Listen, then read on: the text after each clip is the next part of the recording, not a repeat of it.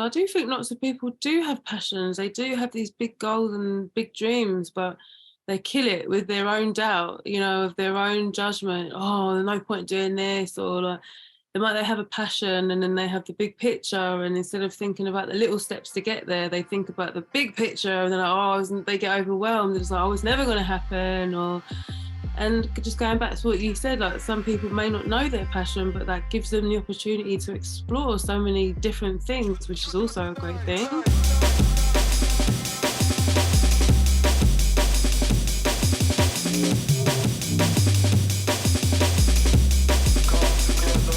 Hello everyone and welcome to another episode of the Real Junglist Podcast. Today I am joined by Jasmine Knight, singer-songwriter Jasmine Knight. Hello.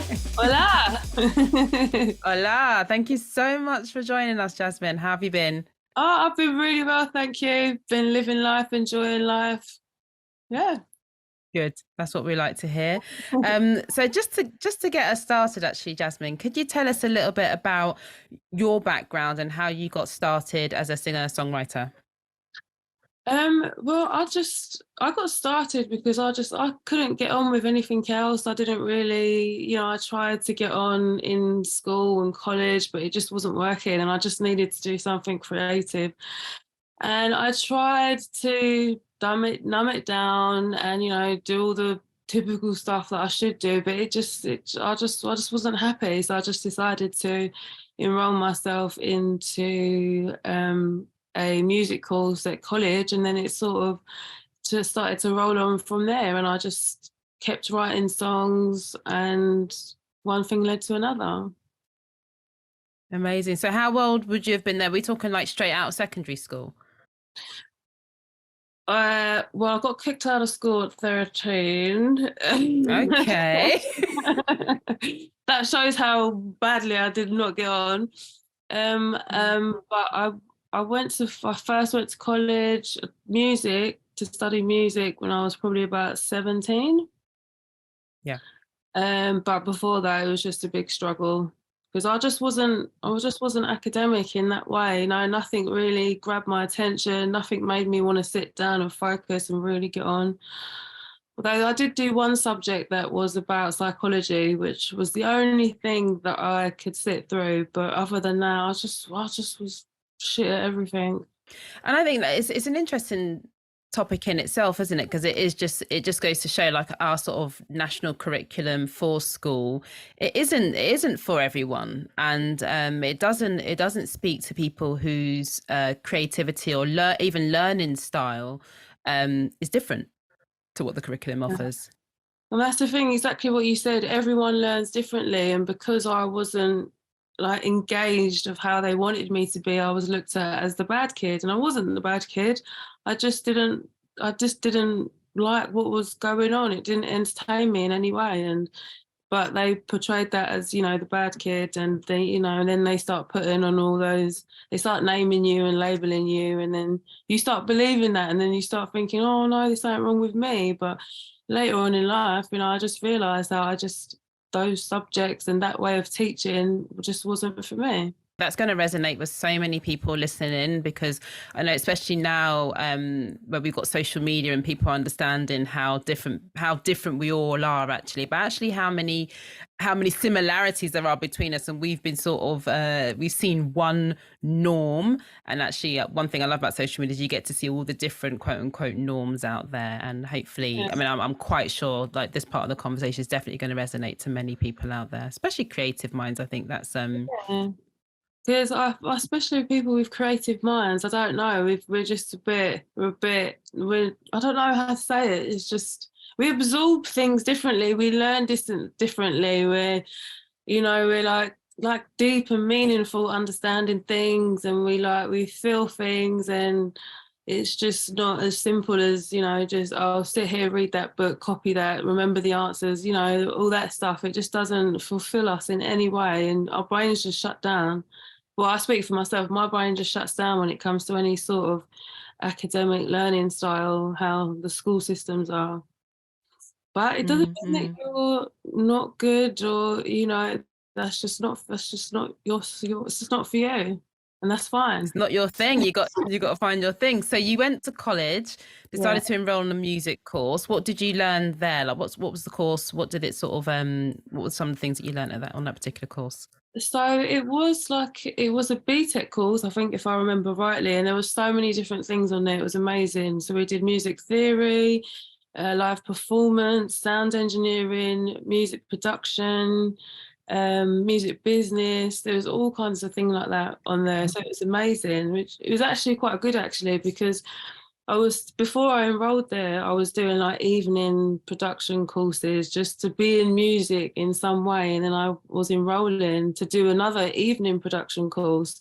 And the teacher at the time was like, "So you like music, do you?" I'm like, "Yeah, I absolutely love it." It's like, "So why are you only doing evening?" I'm like, "Oh, I don't know, music's just a hobby." And he was like, "I'm going to enroll you on the full-time music course." And I was like, "Full time? No way, no, just the evening, please." Because you still got that fear in you of like, music's not a proper thing to do. Music, you're not going to get anywhere. You don't look like an artist. Blah blah blah. But the teacher was so lovely. He's the first good teacher that I've ever met, and he was like, "I'm enrolling you on the full-time course," and I was like, "Go on then." And then I was introduced to all these amazing things. I didn't even really know about music theory. I didn't know business side of music. Back then, I just thought music was being an artist. I didn't realise there was so many other sectors to the music industry, and I just learnt so much, and it was amazing. So I'm so glad that's where your journey took you. And even just to have someone, like, how affirming must have that been to have someone just say, "I see something in you. You've got an interest here. Let's go further. Let's go deeper." I guess it sounds from what you sort of described your early school experiences, sounds like that wasn't something that you had before. I just felt so like, oh my God, like someone actually wants me to see my dreams through. Because up until now, everyone's been like, "Don't do it. It's a waste of time, blah, blah, blah. Music's not a proper job, blah, blah, blah, blah, blah." And then I got this lovely teacher that's like, "I can see you want to do music. I'm going to put you through it." And I was like, "Okay." It was so nice. And that's the first experience that I've had, a first good experience of a teacher that I feel that was quite understanding to the students. Most teachers are just like, they tick off the box. You're not following the script. Then, "Oh my God, I can't handle you and you're bad." But it's the first time the teacher was just like, "Yeah." And actually being seen. I do hope there's some, well, who knows, there might be some teachers listening in. I'm sure teachers go to drum and bass raves. But just like the power of that, I think, I know it's hard doing what they do, but I think it's so important to just, I think we're maybe in a bit of a better place these days in terms of people understanding different learning styles. Perhaps, I don't know, I'm not at school, I haven't been to school for a long time, but just to hear your experience, Jasmine, it really touches my heart, because I think it's so important that schools, they got a long way to go, I think, but also it is down to each individual teacher. And I think a lot of people can probably resonate thinking about one teacher that just made life so different for them. Yeah, 100%. But I'm so glad now that there's loads of courses now out there for music, and they're really pushing it, especially in the electronic scene as well. I see so many courses. I'm like, "Oh, I wish I did that. Oh, I wish I did that." Oh, damn.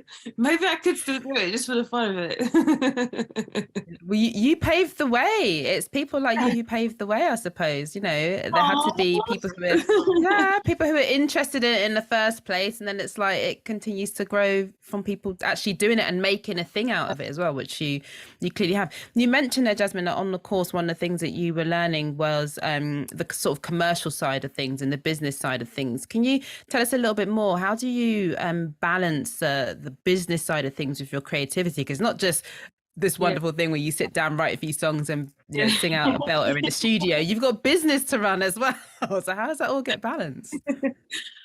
I think just because I think I'm just so passionate about the music business as a whole, not just being on stage, like, "Oh, look at me, I love my songwriting, I love my performing, I love the behind the scenes, I love everything behind the scenes that makes everything look good, to everybody else." And I think because I love that, I've found it easy to understand and just appreciate that side of things. And it doesn't feel like a business in a way. It just feels like more just building strong relationships and honouring other people and what they do. It just feels more of just creating a family, if that makes any sense. Doesn't seem like business. Sometimes it does, and yeah, there is, sometimes I do have to have a business mind on, but I think it's less like stress of a business, if you will, because it just feels right, and I'm passionate about it, and I see everything from all angles. I guess maybe that's sort of the flavour of the industry, the sort of how people's mindset is within the industry itself. I do hear that a lot. We talk about the community, particularly with drum bass and jungle. We talk a lot about community, and so yeah, maybe there is that element of actually, yes, we understand this is our how people earn a living, but actually the passion, the respect for others, the building relationships seems to be like a really key thing to help you get that balance. Yeah, 100%. And I think obviously with the creative industry as well, everyone's slightly different with how they want to run things. Like, I guess there's like a foundation for all, but there's no strict rules that you have to follow anymore. You can decide how you want to portray yourself, how you want your brand to be, and it's kind of more down to you rather than following the rules. Yeah. So it's a little bit more of that flexibility. Yeah. Freedom. Exactly, that's what we want. So then with the more creative side of things, then how do you approach writing a song? Like, can you talk us through that process? How do you approach your songwriting process, and also what messages what themes and messages do you hope to portray through your songs? Oh, big question. So sometimes I write songs without music. Sometimes I have songs that are in my head and I can just sing out the melody and write it down. But most of the time I have the music. So I put on the music, I listen to it as loud as my ears can take, so I can really get lost in it.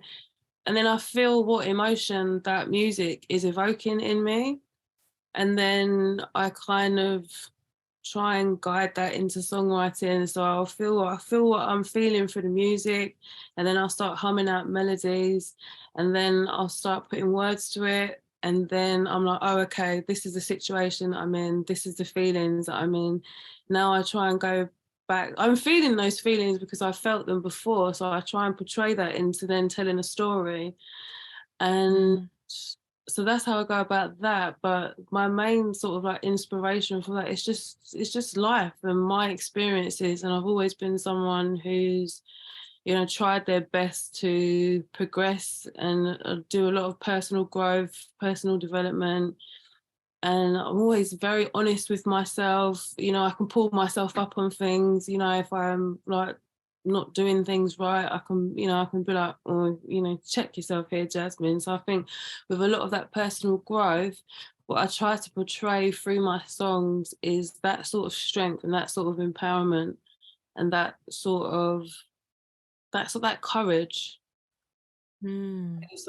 what I try to do in a very nice, respectful way. Not there's a very fine line between like selfishness and self-love, if that makes sense. A very fine line between, or I guess like self-love and narcissism.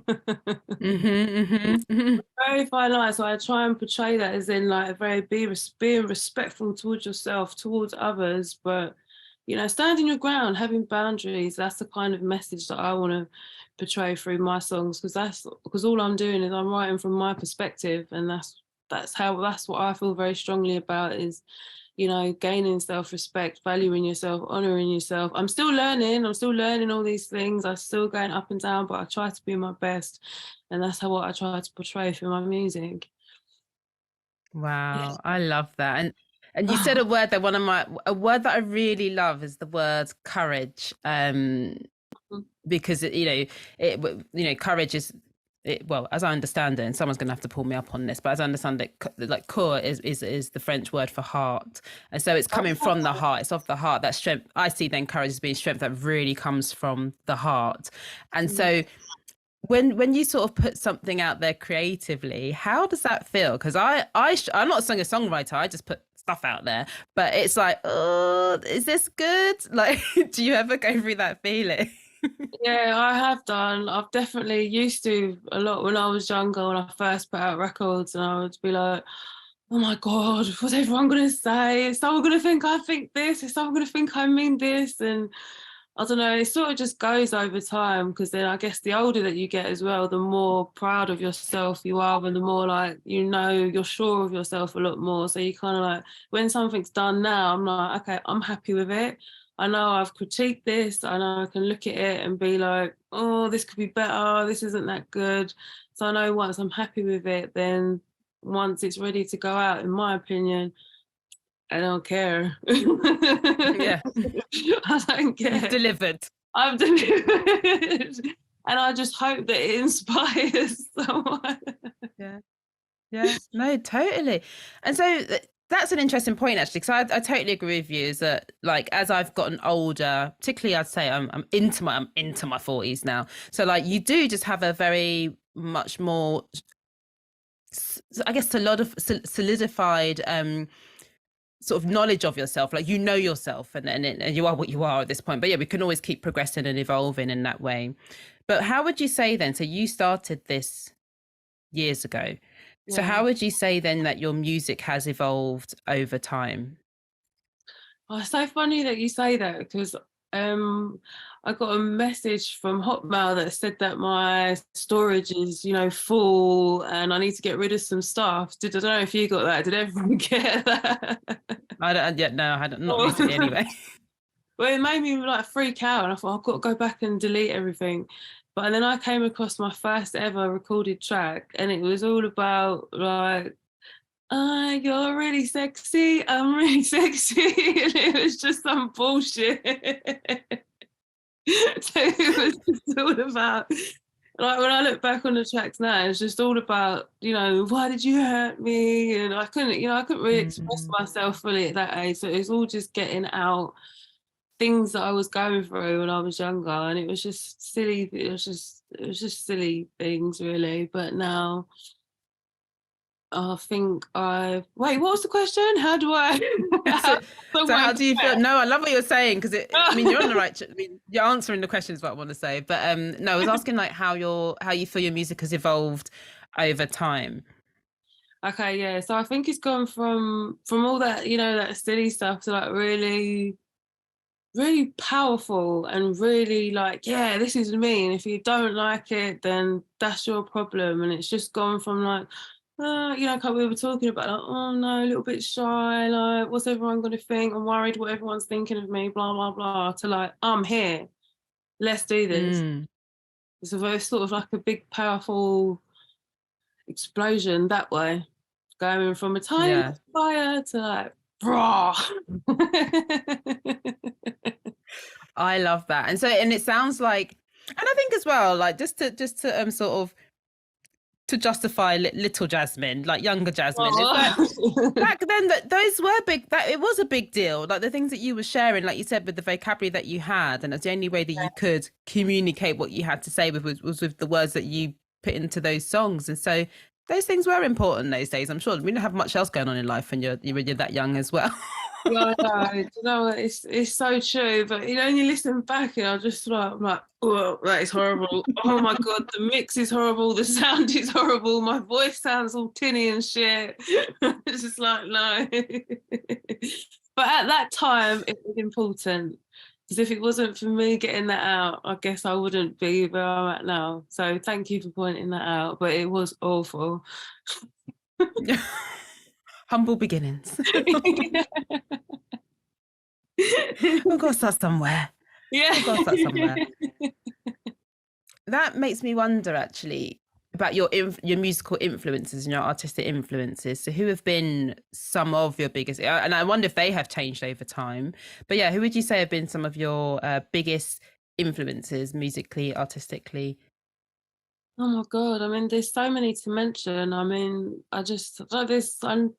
Whenever I get asked these questions, there's never just one person. I know a lot of people are like, oh, Michael Jackson, Beyonce, but I just feel like every artist has been inspirational. Even if I listen to a track or watch a video and it's not even, I think, that great, I still get inspired by it in some way. There's always still something to learn.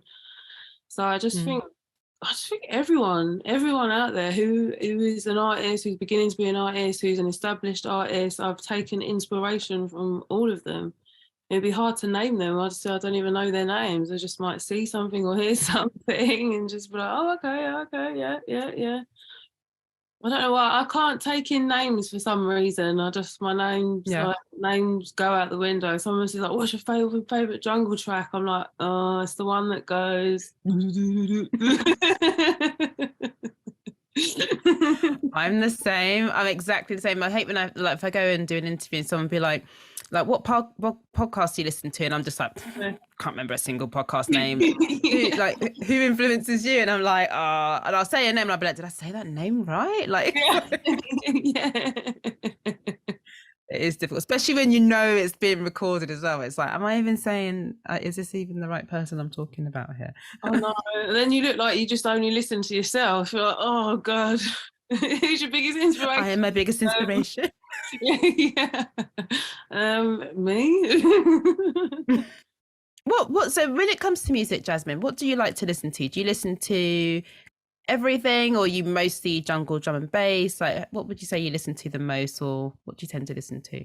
Oh, well, I listen to drum and bass the most, but I listen to jungle, house, garage, R&B, hip hop. I mean, when I was growing up. I was a big R&B hip hop girl, so I guess that's some of my influences as well. But I listen to it all. It depends on the mood that I'm in.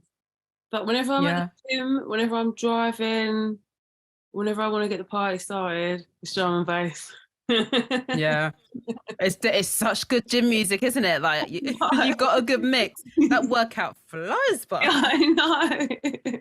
Everyone's like, "Are you taking something?" No, it's on the tunes. Woo! Forget pre-workout. Yeah. I've got a whole playlist that's going to get me through this. Yeah, 100%.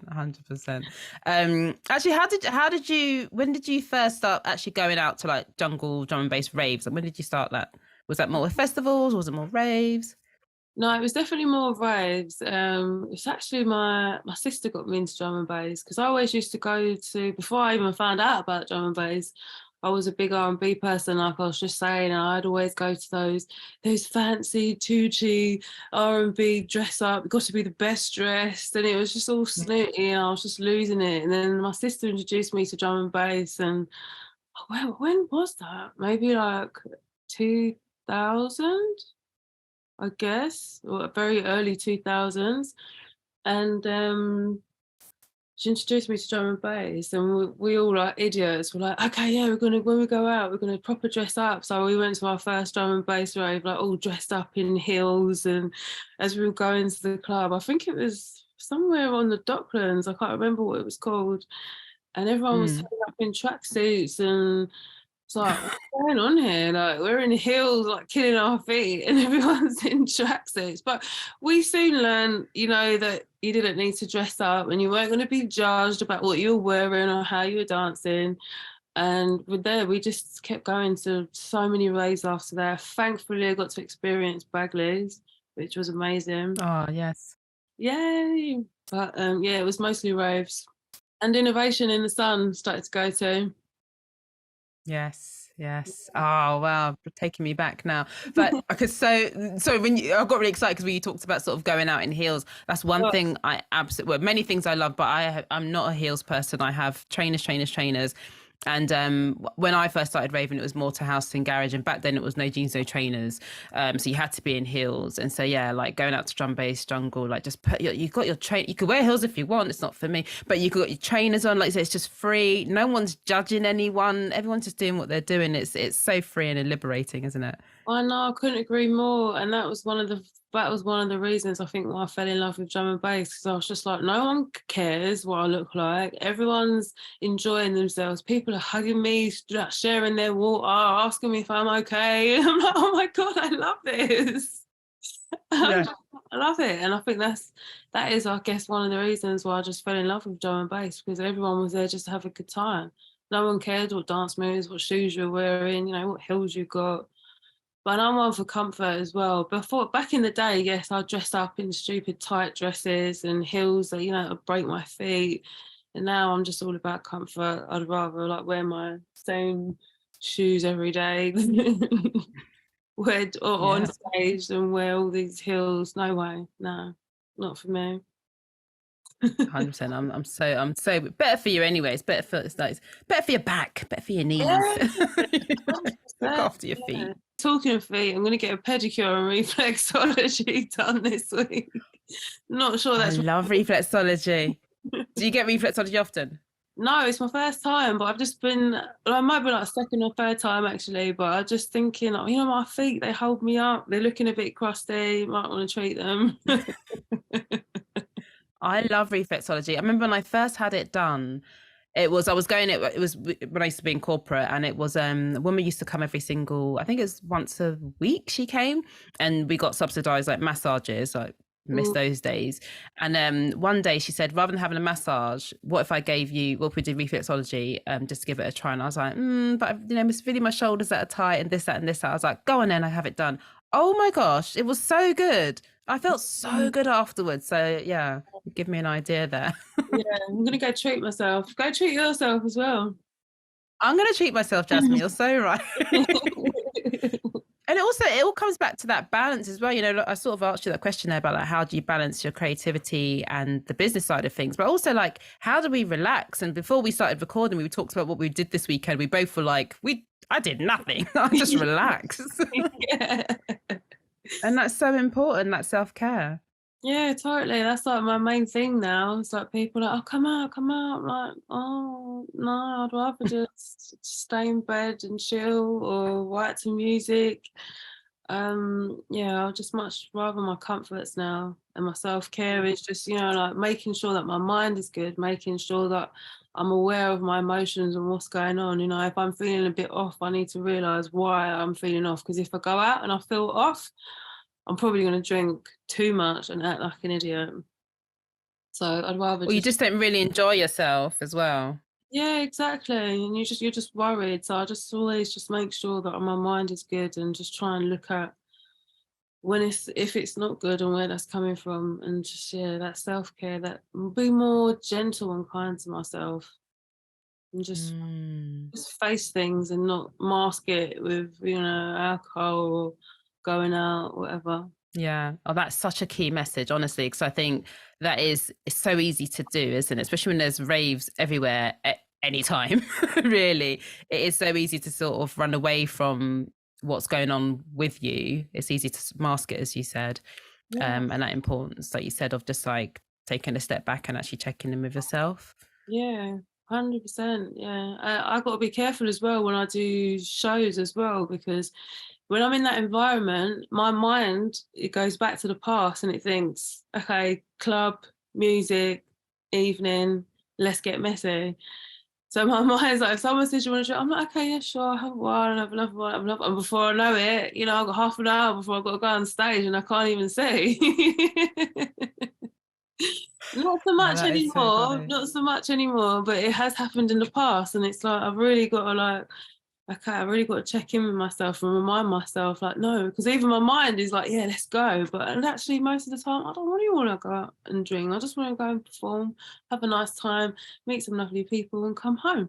That came up in the last conversation I had, and I hope that conversation actually gets out. I have to fix the audio on it, but it was the fact that when you are out at out performing, the fact that it's work, and that element of having to have some form of like I don't know, I can never say this word, compass mentis, whatever. I don't know how I say that properly. Yeah, but to me, like being present, is that it? I think so. That's how important that is. But even something that Tans was saying in the interview that I did with him was that even if you're not performing, you never know when you might get called up to fill in or stand in for somebody. Yeah, that's so true. And that's the thing, you forget that it's work. And I think because you're like, well, I've come from like a raving background, so my mind automatically thinks, yes, you're out. Let's get, yeah. I'm like, no, rein it back. This is not old Jasmine. This is new Jasmine. Yeah. Yeah, again, it's just finding that balance, isn't it? As a performer, then, what would you say is your most memorable performance or collaboration? Oh, I've done so many collaborations. There's been so many great You ones. have. So many. Plus, because I do house music as well, and like side trance and all the subgenres of house. So there's just so many. But most memorable performance. I guess me and Dope and actually Benny did Rumble in the Jungle, I think maybe last year in Bristol.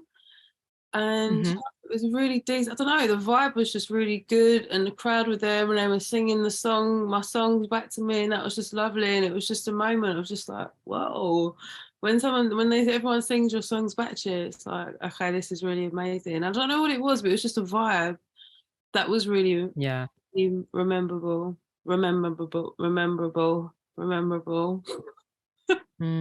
That word. So I can't help you there, Jasmine, because once someone does that, I just come in and say the same thing, so it's not helpful. Memorable. There we go. There we are. There you are.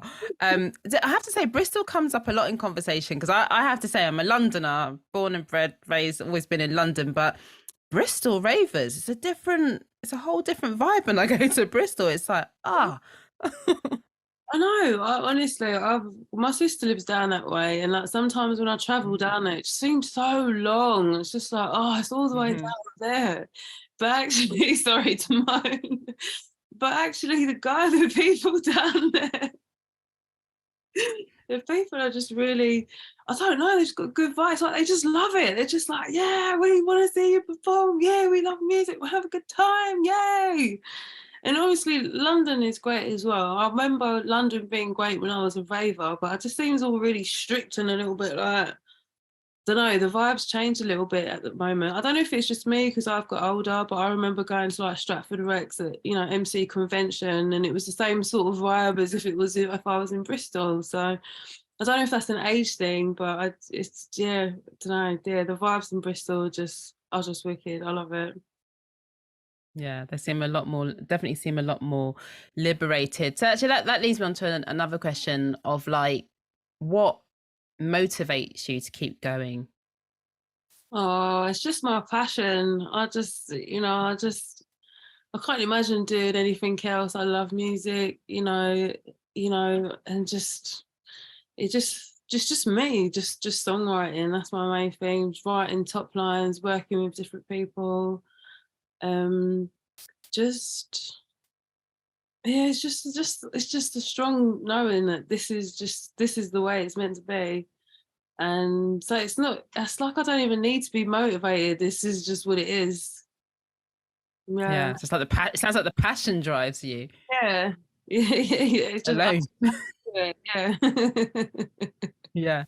Oh, that sounds so good. It's so nice that you've found something that you're passionate about, and I guess it's kind of I don't know, I'm trying to say catch 22, but it's kind of like chicken and egg, I suppose. Like, what came first? You got the passion that drives you, but it's that passion that has driven your success, and the success is there, and it just keeps on going. There's more passion, and then more passion, more success. And yeah, there's so many more passions have grown like in music since I've been doing music, and it's just like, now I can't mix or anything, but I've got not like DJ mixing, but like in the studio mixing. Now I've got a passion for like just being in the studio and like watching my vocal engineer mix tracks, and it's like I love that.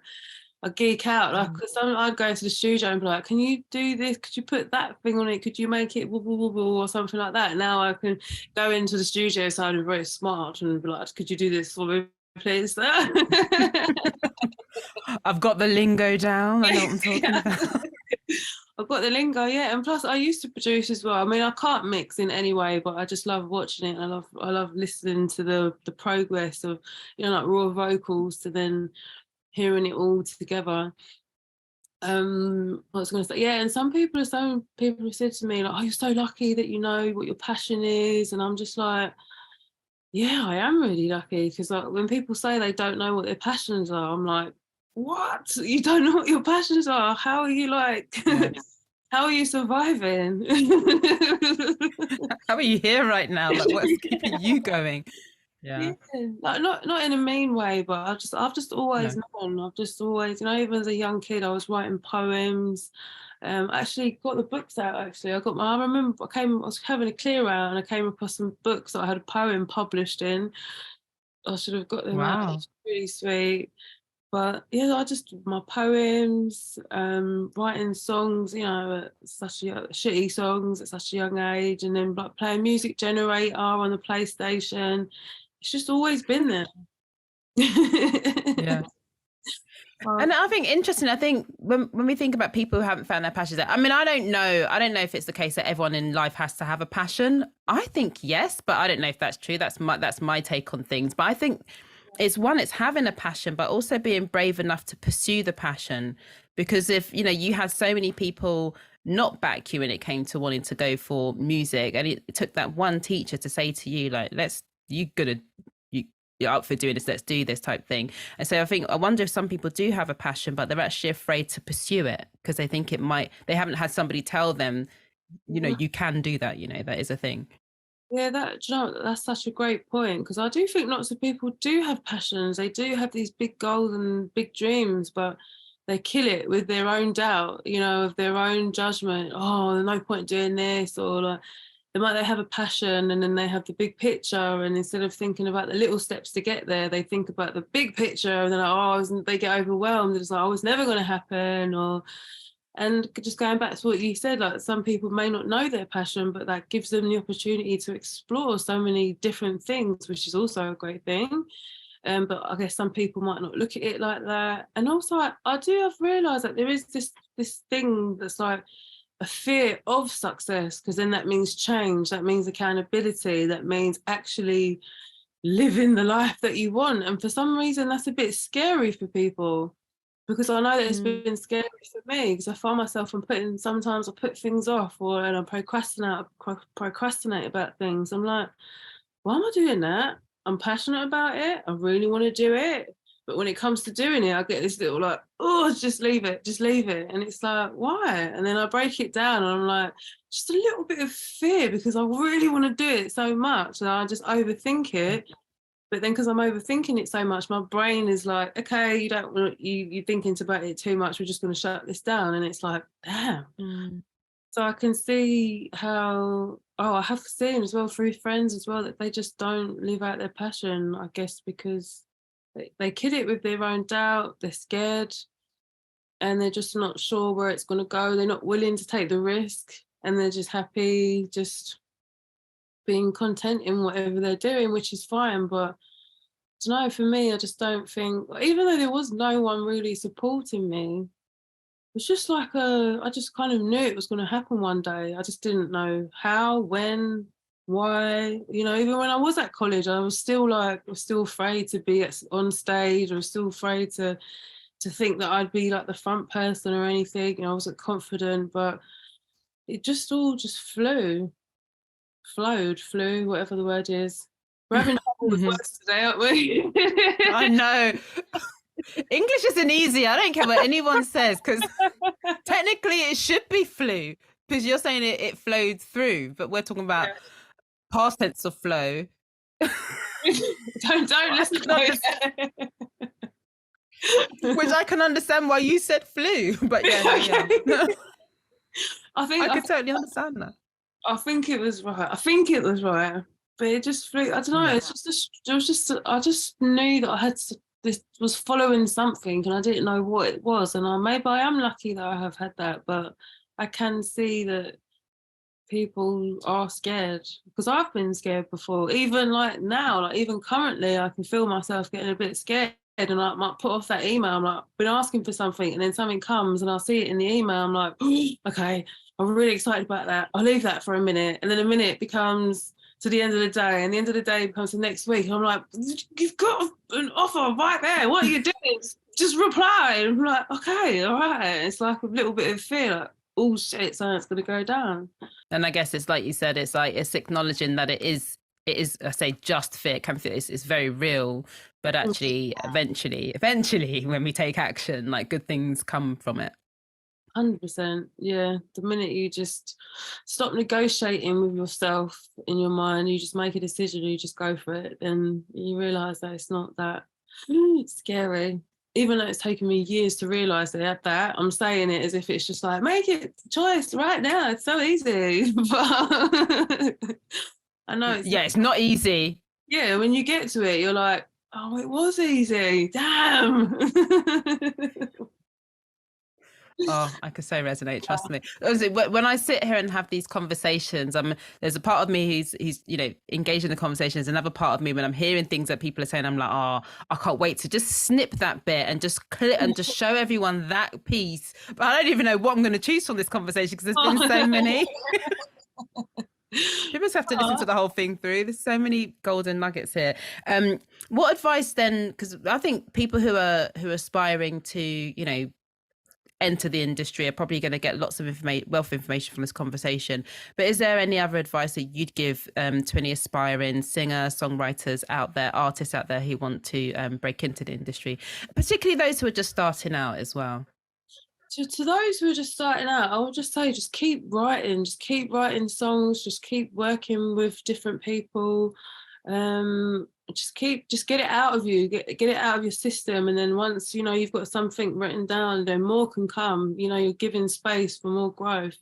So just keep on writing, and also just be authentically yourself. I know people try and I know a lot these days, everyone's like, oh, I want to sound like this person, I want to do exactly the track that this person's done, exactly sounding a similar sounding track that this person's done, but just be yourself, and just don't worry about what other people are doing, and but be inspired, but never copy.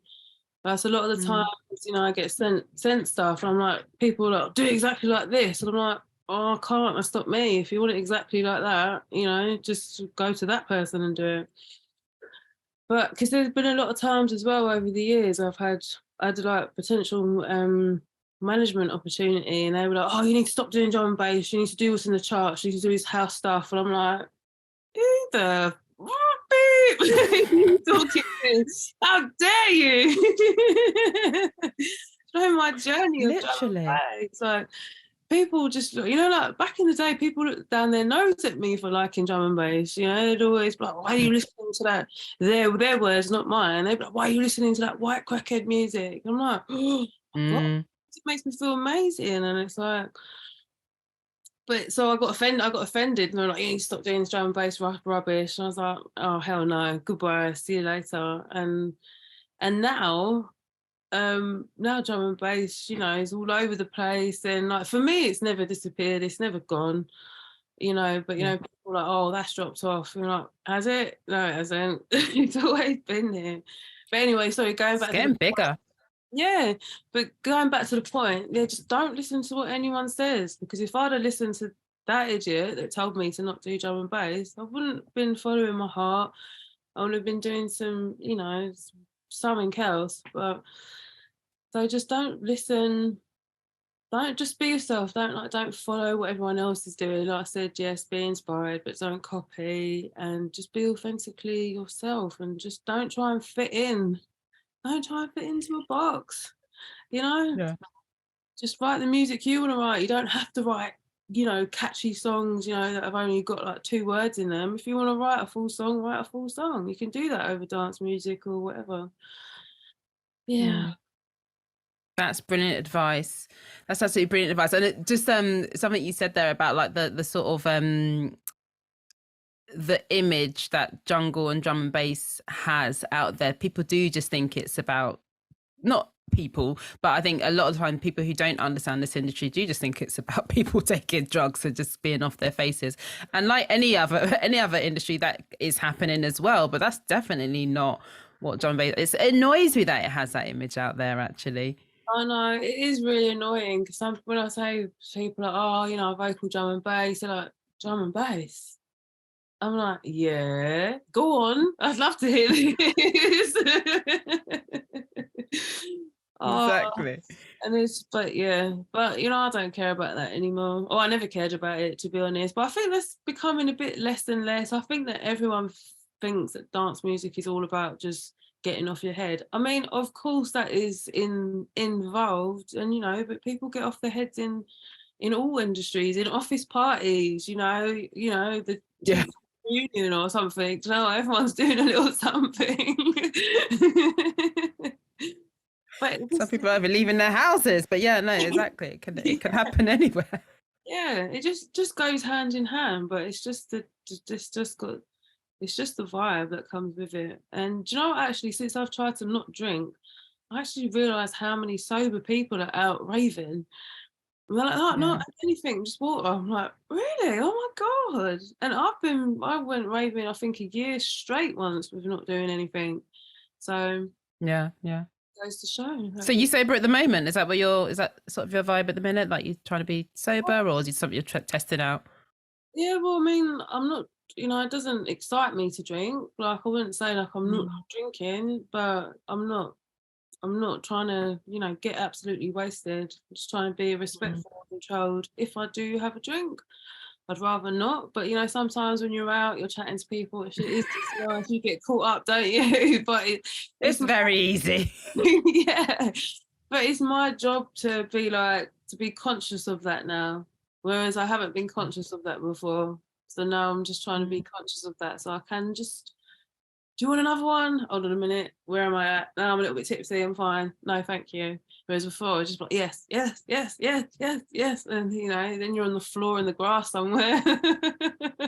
It's so easy. And I think, again, it's a really important point, because I think, there are many people out there who don't drink, but also I think it's something that I talk about a lot in my sort of day job as well. Like, I can only speak of our British culture, but it is that thing of like, go on and go on and go on and go on. And it can feel hard for people to say no sometimes. You know, as you get older, that gets easier. But I think youngsters sort of listening in, it can feel like you have to give in to that peer pressure, and then people just get themselves in such a bad way. And I've definitely been there, so I'm not even trying to sit here like I've always got it right. It just can happen without you even realizing it creeps up on you. But yeah, that just being able to slow down and to say no, like, just can be normalized. When people don't want to drink, don't force them, leave them alone. No, because I've experienced it so much where people just like, oh, go on, just have fun, I'll stop being boring. You just think, what is going on in your life that is so bad that you have to try and make me, you know, make me drink? Like, what's going on for you, bruv? Don't force me. That's what I've realised. I just get so angry. Like, it got to a point once where I'd have to get like a champagne glass and fill it with sparkling water, so people would just shut up and go away and leave me alone and stop pushing drinks on me. And I'm just like, but then I've realised now that that's just to reflect people who are like that. Not everyone. People who are like that, you know, they just don't want to. They don't want to feel bad. So they want everyone else around them to be in that state and drink as well. So I don't think they're doing it like intentionally. They're just so desperate to not be looked at as, you know, someone who's going overboard, that they want everyone else to do it with them. Yeah, that's actually a really good point. I haven't actually thought about it like that. But it is especially in the UK, it is one of the biggest, you know, self-soothers, isn't it? So people can go out and it looks like, yeah, just go have a good time, but really, how are you doing? So times I've learned to just be a little bit kinder with those people, because they're probably already drinking already when they're trying to force it on you. So you just say, no, I'm good, thank you, I'm done. It's a very compassionate way to look at it, Jasmine. That's a really good point as well. Really, really good point. So are there any projects that you're currently working on that we can look forward to? Anything that you can share with us today? Oh, I wish there was. I've got loads of things going on, but I can't. There's nothing I can say right now. But I've just got lots of things going on. I'm really trying to, you know, get into the sync world, you know, of music and TV, music and film, music and gaming. So that's an avenue that I am at the moment. And so what's that called? The sync world? It's called like synchronization, but they call it sync for short. Yeah. It's like, obviously, you know, syncing music, TV, music, film, and all that stuff. It's just sync. Wow. It's just something that I'd love to do one day. I just really love to have, like, you know, a production company saying to me, like, we've got this scene and we need this song written, or, you know, something like that. We have it in a film, or write a song for an advert or something like that. That would be wicked. And you mentioned gaming there. I remember I had a conversation with Exile a few weeks ago, and I was asking him like about his earliest experiences of jungle drum and bass, and he actually said the first time he remembered hearing it was through a video game. Oh, amazing. That's so cool. Yeah. People don't think about that. There's all these different places that you can put music out there. It's not just, you know, clubs and festivals. I know you don't realise it, and also people do playlists for like shops like Superdrug, Marks and Spencers. You know, put your song on like a playlist. Didn't even think about that. Going shopping, and music can be played there, and you're just like, oh wow, there's so many. This is why I just started to get into music, because you just realise, oh my god, there's this, there's that, there's this, there's that. It's not just about being on stage. There's so many different avenues. Yeah. Oh, there we go. So anyone listening in, there are so many different avenues. It's so important that we think about all the different ways and that we can bring that you can enter the music industry. Okay, I'm excited. I'm fumbling over words. I'm so excited to get to the this or that, basically. Oh, Jay! I thought you were going to say we're coming to the end now. I was like, no. And I was like, yes. You haven't done the this or that. No.